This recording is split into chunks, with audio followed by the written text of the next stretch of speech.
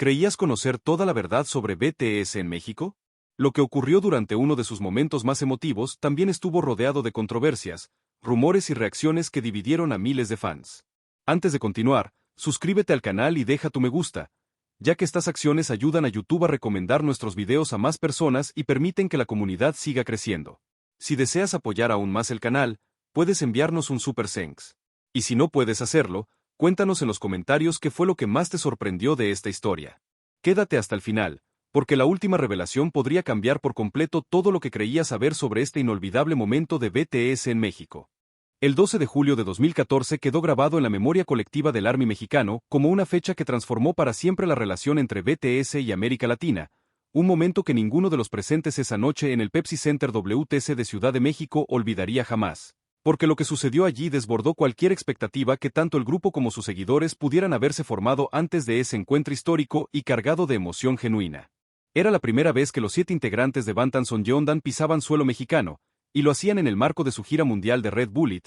una gira que se había concebido como una respuesta directa al crecimiento extraordinario que el grupo estaba experimentando fuera de Corea del Sur, impulsado por una base de fans internacionales que había construido su devoción ladrillo a ladrillo a través de plataformas digitales, foros de Internet, grupos de Tumblr y canales de YouTube donde circulaban subtítulos caseros de los videos musicales, entrevistas y programas de variedades del grupo. El Pepsi Center WTC era una sala con capacidad para varios miles de personas, un recinto que podría parecer intimidante para un grupo que en aquel momento todavía estaba lejos de llenar estadios, pero que esa noche se convirtió en un espacio íntimo y vibrante donde la energía humana alcanzó una densidad casi física, casi palpable, como si el aire mismo estuviera cargado de la expectativa acumulada de años de seguimiento a distancia que de repente encontraba su forma más real y tangible. El ambiente antes de que comenzara el show ya era completamente distinto a lo que los organizadores, el equipo de producción e incluso los propios miembros del grupo habían anticipado, porque las fans llegaron al recinto con horas de anticipación, formando filas que serpenteaban por las calles aledañas,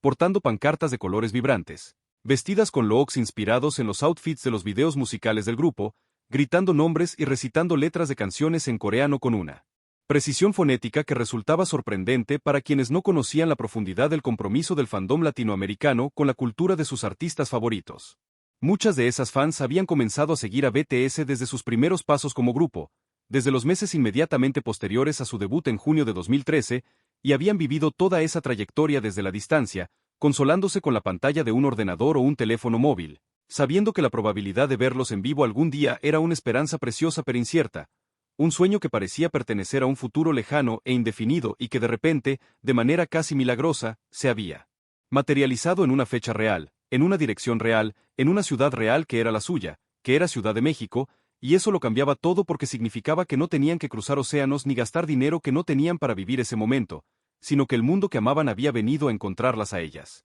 Cuando las luces del recinto comenzaron a apagarse y la música de introducción empezó a llenar el espacio con sus primeras notas, el grito que emergió del público fue de una intensidad tan impactante, tan visceral y tan unánime que varios testimonios de fans que estuvieron presentes esa noche coinciden en describir ese momento como uno de los más poderosos que habían vivido nunca en un evento en vivo, no solo de BTS sino de cualquier artista, porque había en ese grito algo más que entusiasmo. Había el desahogo de años de espera, la validación de una devoción que el mundo exterior no siempre comprendía ni respetaba, y la certeza súbita de que ese amor que habían cultivado en la intimidad de sus cuartos y en la compañía digital de otras fans era completamente real y completamente merecido. Los propios integrantes de BTS, que ya tenían experiencia actuando ante audiencias internacionales gracias a las fechas previas de la gira en otras ciudades del mundo, quedaron visiblemente impactados por la intensidad de la respuesta mexicana, y los videos del concierto que circularon después en redes sociales captaron con claridad los gestos de genuina sorpresa en los rostros de varios miembros del grupo durante esos primeros segundos en el escenario, cuando la magnitud de lo que el público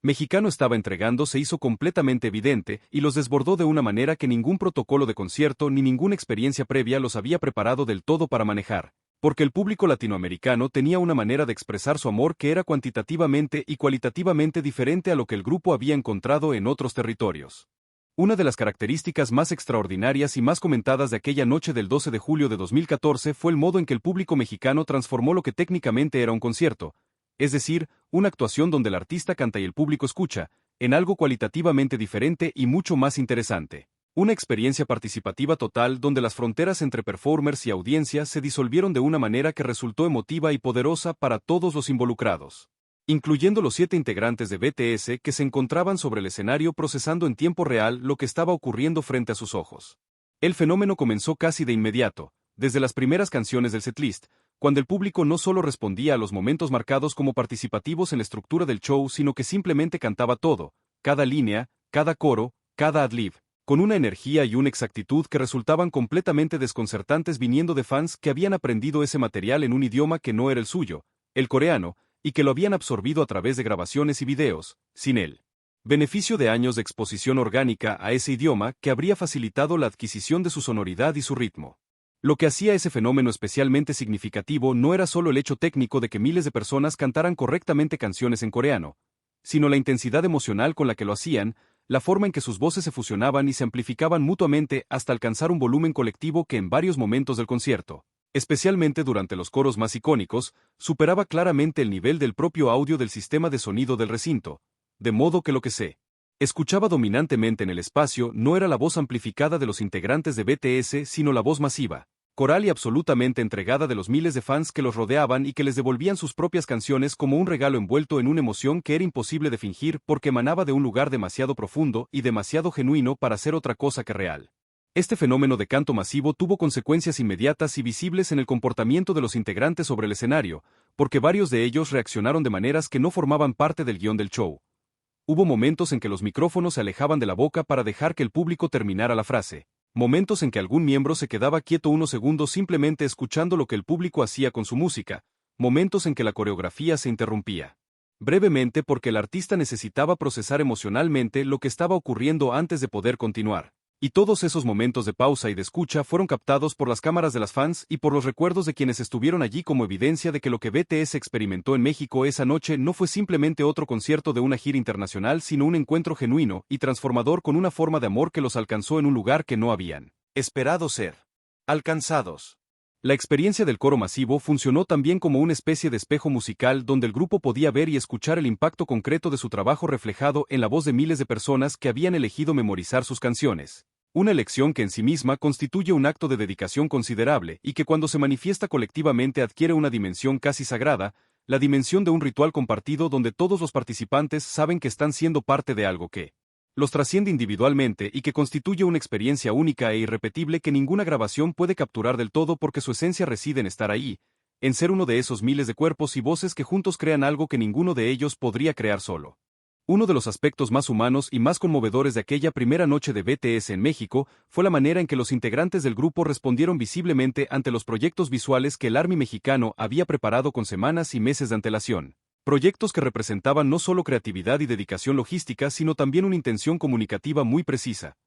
La de hacer saber al grupo, en el idioma que ellos pudieran entender mejor, que el amor que se les tenía desde este lado del mundo era serio, era profundo, era considerado y era absolutamente merecedor de ser tomado en serio a su vez. Las pancartas que llenaban el recinto esa noche eran de una variedad y una riqueza visual que llamaban la atención incluso para los estándares del fandom coreano, conocido internacionalmente por la elaboración y la creatividad de sus proyectos de apoyo a los artistas, porque el Army mexicano había puesto en ellas no solo entusiasmo sino también un conocimiento genuino del grupo y de su historia, de sus personalidades individuales, de los momentos significativos de su trayectoria y de los valores que BTS había expresado en su música y en sus comunicaciones públicas. Muchos de esos mensajes estaban escritos en coreano, no en una transliteración fonética aproximada sino en hangul correcto y legible, lo que significaba que las fans que los habían preparado habían invertido tiempo real en aprender a escribir en un sistema de escritura completamente diferente al suyo solo para asegurarse de que el grupo pudiera leer directamente lo que querían decirles,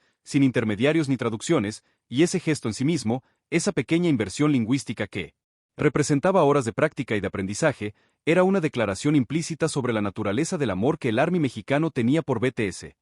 Un amor que no era pasivo sino activo, no era consumidor sino generador. No se contentaba con recibir, sino que buscaba constantemente formas de dar y de conectar y de hacer saber al otro que era visto y conocido y valorado. Los mensajes en las pancartas cubrían un rango amplio de registros emocionales, desde declaraciones de apoyo incondicional y promesas de fidelidad en el estilo más clásico del fandom hasta frases más personales y más específicas que demostraban un conocimiento íntimo de las historias individuales de cada miembro, de sus luchas con la presión de la industria, de sus sueños expresados en las letras de sus canciones, de los momentos difíciles que habían compartido públicamente con sus fans.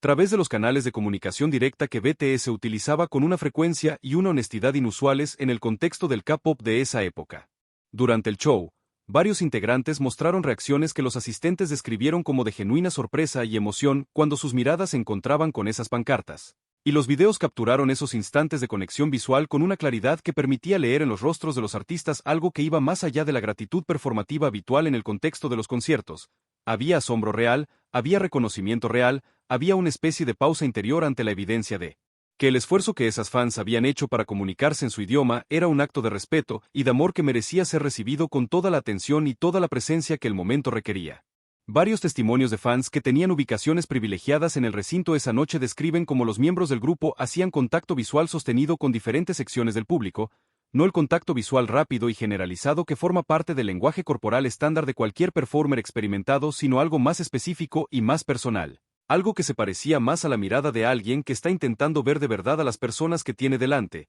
que está procesando la realidad de su presencia y de lo que han traído consigo a ese espacio, y esa calidad de atención, esa disposición a ser realmente afectados por lo que el público les ofrecía, fue percibida por las fans como una de las características más distintivas y más valiosas de la relación que BTS construía con sus seguidores. Una relación que no se apoyaba únicamente en la admiración unilateral, sino que circulaba en ambas direcciones y creaba algo que se parecía más a un vínculo genuino que a la dinámica convencional de ídolo y fan. El setlist que BTS presentó en Ciudad de México esa noche de julio de 2014 formaba parte de la arquitectura emocional específica de The Red Bullet, una gira diseñada para mostrar al grupo en su versión más intensa y más visceralmente conectada con los temas que habían definido su música desde el debut. La presión de los sueños juveniles, la dureza del camino hacia algo que vale la pena, la tensión entre las expectativas del mundo externo y la verdad interior de quien intenta construir una identidad propia en condiciones adversas, la belleza imperfecta y fugaz de la juventud como estado de conciencia más que como dato biológico. Estas canciones de la primera etapa de BTS tenían una cualidad particular que las diferenciaba de lo que muchos grupos de K-pop producían en ese momento,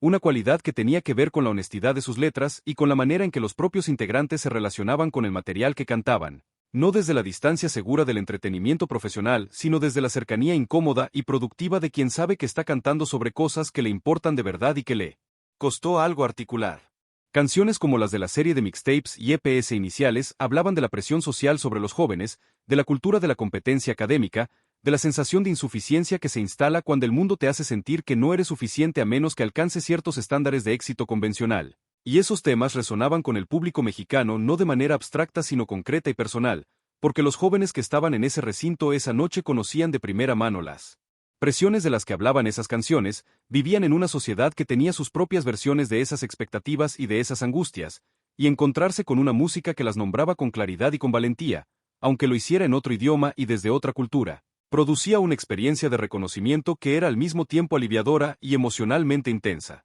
En México, las interpretaciones de ese material tuvieron un impacto que los miembros del grupo y su equipo no habían anticipado del todo, porque el público respondía con una intensidad que iba más allá del entusiasmo de quien disfruta de su canción favorita en vivo y se adentraba en el territorio de algo que se parecía más a la catarsis, al desahogo emocional de quien ha encontrado en una música una forma de expresar cosas que de otra manera no tendrían voz ni espacio, y esa respuesta catártica se manifestaba de maneras que eran simultáneamente ruidosas y profundamente silenciosas, porque junto a los gritos y los cánticos había momentos de quietud colectiva donde el público se quedaba completamente quieto y completamente presente, suspendido en el instante de una nota o de una línea de letra que había golpeado en algún lugar preciso y vulnerable. El ambiente visual dentro del recinto durante esas interpretaciones era de una potencia cinematográfica que varios asistentes describieron después con el vocabulario que normalmente se reserva para las experiencias artísticas más significativas de una vida. Las luces rojas que bañaban el escenario y se derramaban sobre el primer plano del público creaban una atmósfera que hacía pensar más en un ritual que en un espectáculo. Las coreografías de los integrantes combinaban una precisión técnica impecable con una entrega física y emocional que hacía que cada movimiento pareciera necesario y significativo en lugar de meramente correcto, y el conjunto de todo eso, las luces y los cuerpos y las voces y la música y la oscuridad y el grito y el silencio, se articulaba en algo que tenía la densidad y la coherencia de una experiencia estética completa, de algo que no era simplemente entretenimiento sino arte en el sentido más pleno de la palabra, arte que afecta y que transforma y que deja una marca que no desaparece cuando se encienden las luces del recinto y el público empieza a dispersarse hacia la noche. Varios fans que asistieron a ese concierto y que posteriormente vieron a BTS en otras ocasiones, En giras posteriores, cuando el grupo ya era un fenómeno global de proporciones incomparablemente mayores y actuaba en estadios con producciones de una escala y una sofisticación muy diferentes a las de aquella primera vez. Hablan de esa noche de julio de 2014 con una especie de nostalgia que tiene la textura de algo precioso precisamente por su carácter irrecuperable, porque era una versión de BTSI. Una versión del ARMY y una versión de esa relación que existió solo en ese momento específico de la historia de ambos. Cuando el grupo todavía era joven en la carrera y todavía estaba descubriendo su propio alcance y el fandom todavía era pequeño y relativamente desconocido para el mundo y esa intimidad tenía un valor que la escala masiva de los años posteriores no podría reemplazar, aunque trajera sus propias formas de grandeza y de belleza.